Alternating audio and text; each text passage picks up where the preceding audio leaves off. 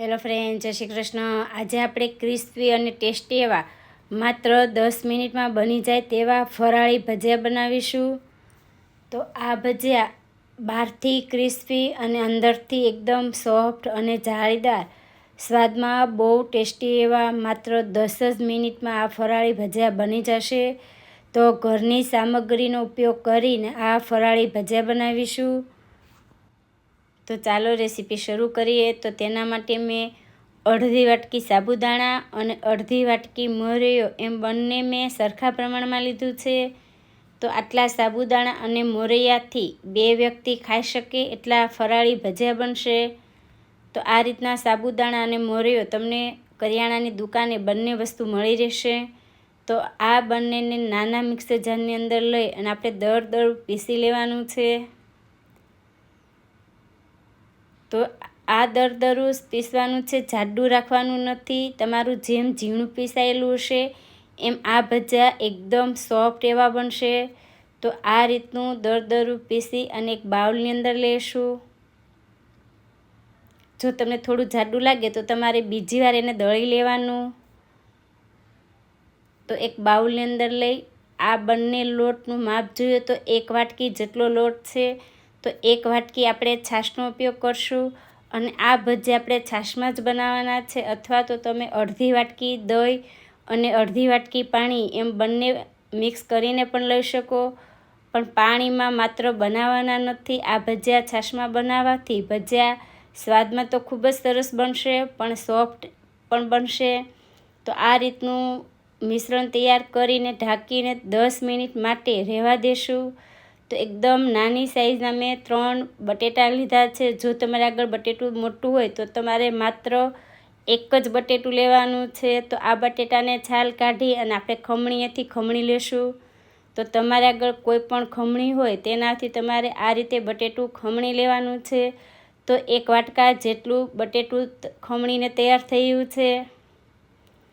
તો જે આપણે મોરૈયું અને સાબુદાણા પલાળ્યા એને પણ 10 મિનિટ જેવું થઈ ગયું છે અને પલળીને એકદમ હળવું થઈ ગયું છે.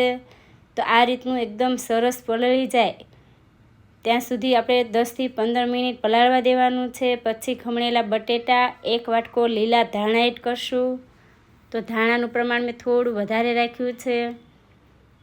હવે તીખા મરચાં અને આદું લીધું છે. તો તમે જેવું તીખું ખાતા હોય એ રીતે તમારે આદું અને મરચાં લેવાના.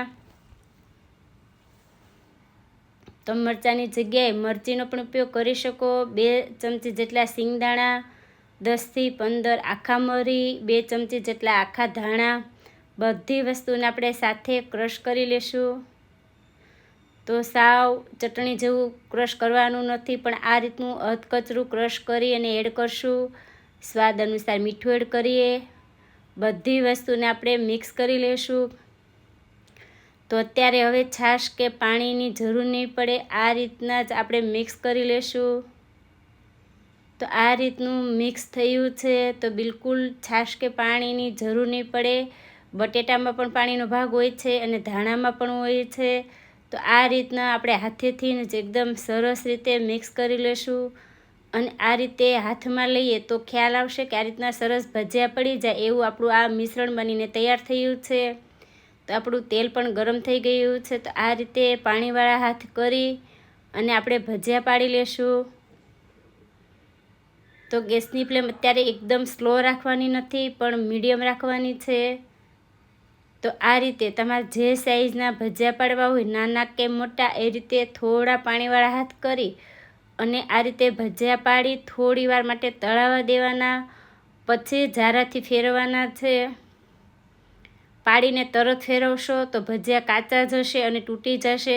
પણ થોડા બ્રાઉન કલરના થાય ત્યાં સુધી આ ભજીયાને તળાવી દેવાના. પછી એને ફેરવી અને આ રીતે બ્રાઉન કલરના થાય ત્યાં સુધી આ ભજીયાને આ રીતે તળાવવા દેશું.